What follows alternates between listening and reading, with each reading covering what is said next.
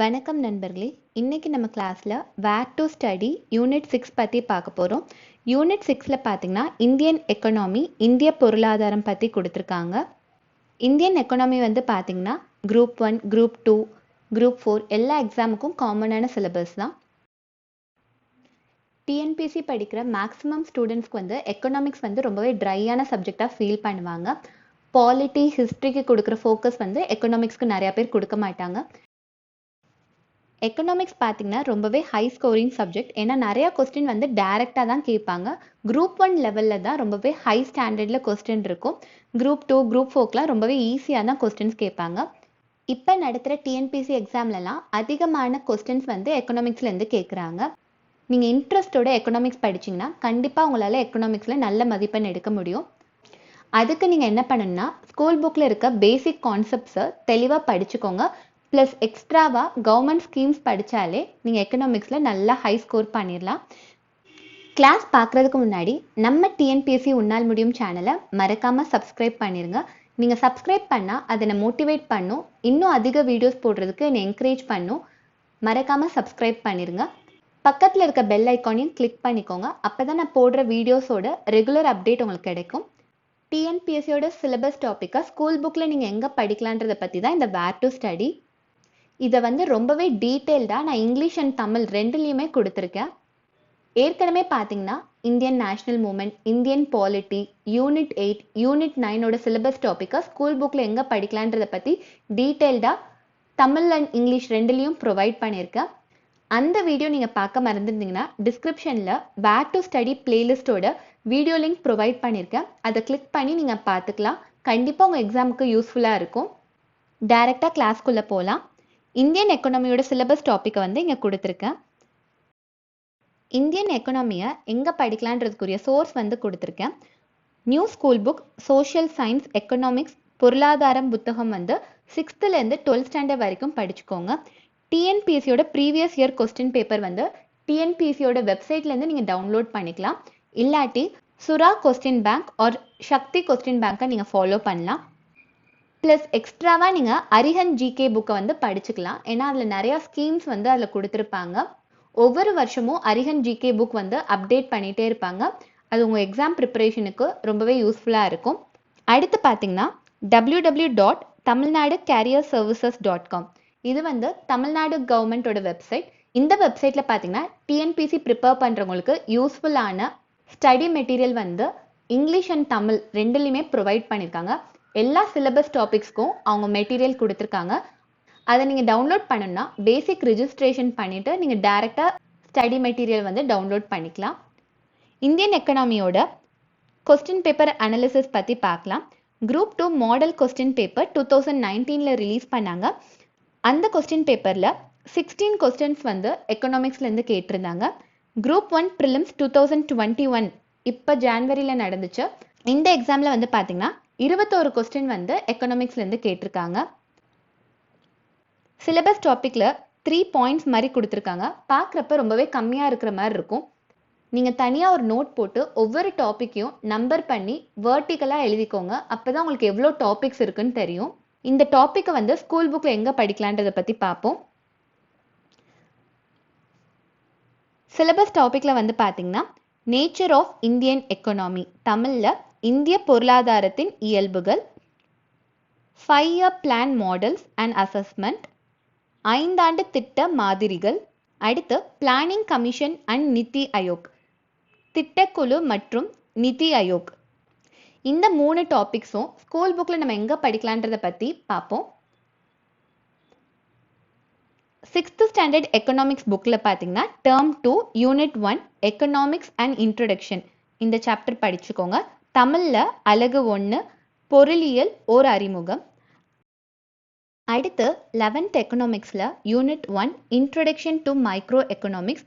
தமிழில் பார்த்தீங்கன்னா அலகு 1 நுண்ணின பொருளியல் ஓர் அறிமுகம். அடுத்து 11th எக்கனாமிக்ஸ் யூனிட் 2 ப்ரொடக்ஷன் பற்றி கொடுத்துருப்பாங்க.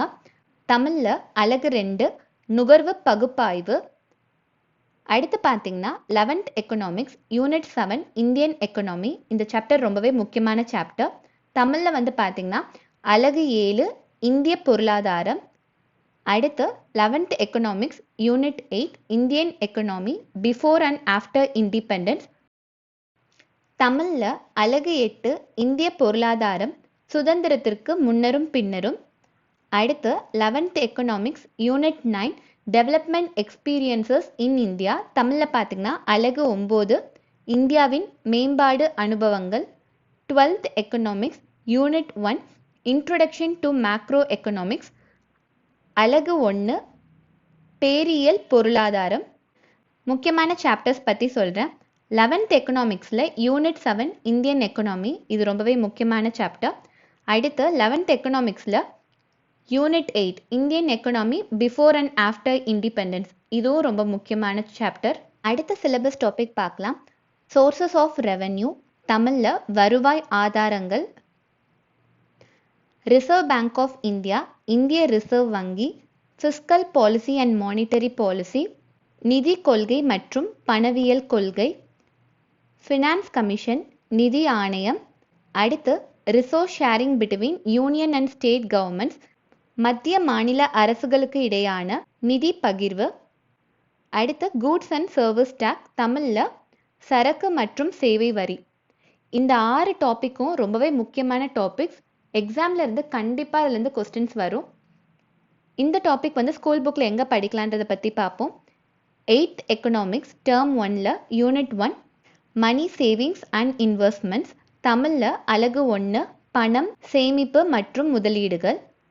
அடுத்து 9th எக்கனாமிக்ஸ் டேர்ம் 1ல் பார்த்தீங்கன்னா unit 1 understanding development perspectives, measurement and sustainability. தமிழில் வந்து பார்த்தீங்கன்னா அலகு 1 மேம்பாட்டை அறிவோம், தொலைநோக்கு, அளவீடு, நிலைத்தன்மை. அடுத்து 9th economics unit 3 money and credit.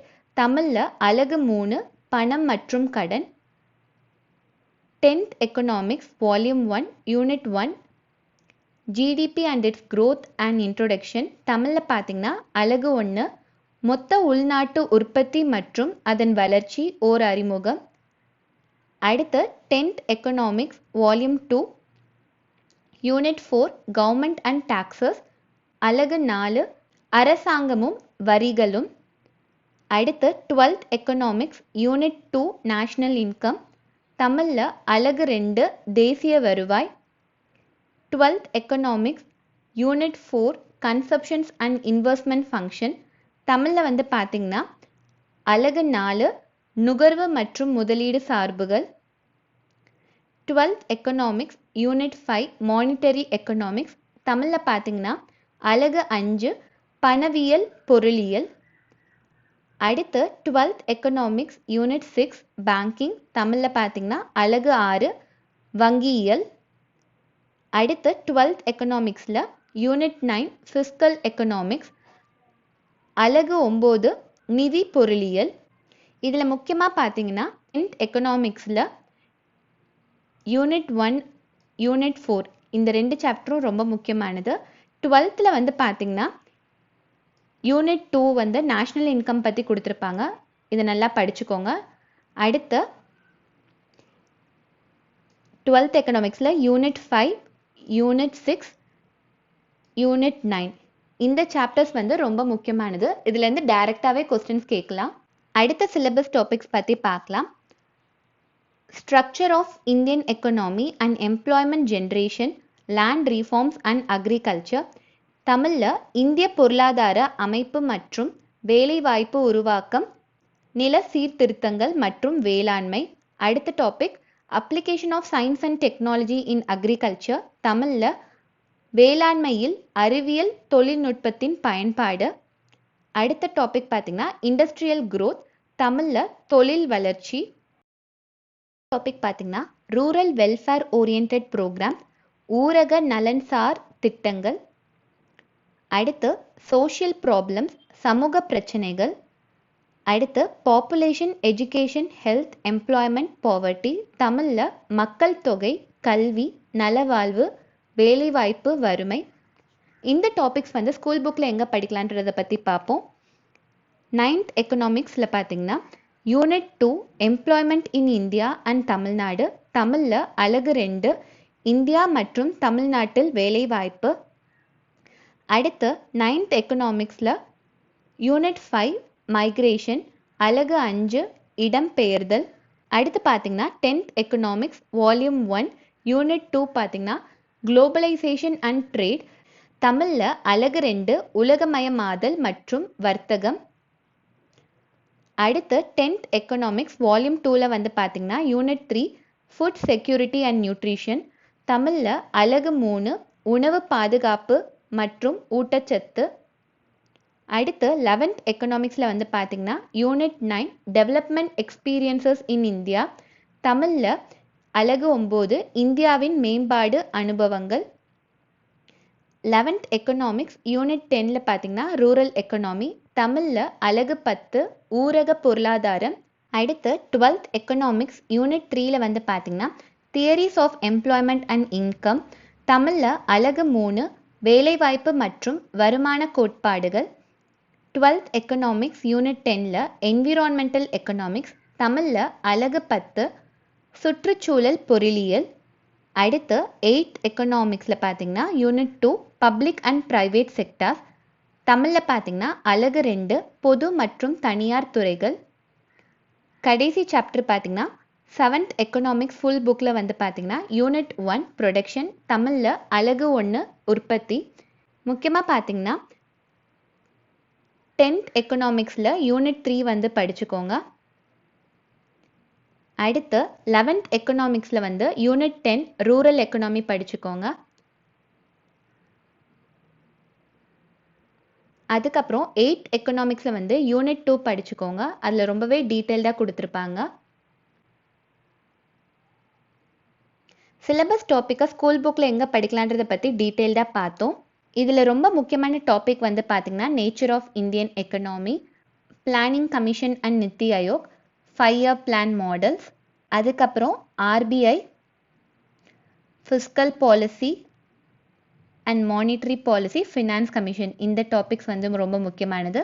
அதுக்கப்புறம் கூட்ஸ் அண்ட் சர்வீஸ் டேக்ஸ். அடுத்து இந்த பாயிண்டில் வந்து பார்த்திங்கன்னா ரூரல் வெல்ஃபேர் ஓரியன்ட் ப்ரோக்ராம்ஸ், இந்த டாபிக் நல்லா படிச்சுக்கோங்க. எக்கனாமிக்ஸில் ரொம்ப முக்கியமானது வந்து பார்த்திங்கன்னா இந்த 2 பாயிண்டில் கொடுத்துருக்காங்கல்ல, இந்த சிலபஸ் டாபிக் வந்து எக்ஸாமுக்கு ரொம்ப முக்கியமானது. இது நல்லா தெளிவாக படிச்சுக்கோங்க. இதுலேருந்து அதிக கொஸ்டின்ஸ் கேட்பாங்க. இப்போ உங்கள் எய்ம் வந்து குரூப் 1 ஆஃபீஸர்னா எக்கனாமிக்ஸ் வந்து உங்கள் ப்ரிலிம்ஸ்க்கும் மெயின்ஸ்க்கும் ரொம்பவே இம்பார்ட்டண்ட். நீங்கள் என்ன பண்ணலான்னா 10th to 12th எக்கனாமிக்ஸ் வந்து தெளிவாக படித்து நோட்ஸ் எடுத்து வச்சுக்கோங்க. ப்ளஸ் கவர்மெண்ட் ஸ்கீம்ஸ் வந்து நீங்கள் கண்டிப்பாக படித்தாகணும். அதுக்கப்புறம் நீங்கள் கரண்ட் அஃபேர்ஸ் படிக்கணும். கரண்ட் அஃபேர்ஸ் வந்து சிலபஸ் டாப்பிக்கில் இருக்கிறத மட்டும் படித்தா போதும். இப்போ நடந்த ப்ரிலிம்ஸில் கூட நிறையா கரண்ட் அஃபேர்ஸ் லிங்க் பண்ணி கேட்டிருந்தாங்க. முக்கியமாக COVID-19 எக்கனாமி எப்படி அஃபெக்ட் ஆச்சுன்றதை பற்றி நிறையா கொஸ்டின்ஸ் இருந்துச்சு.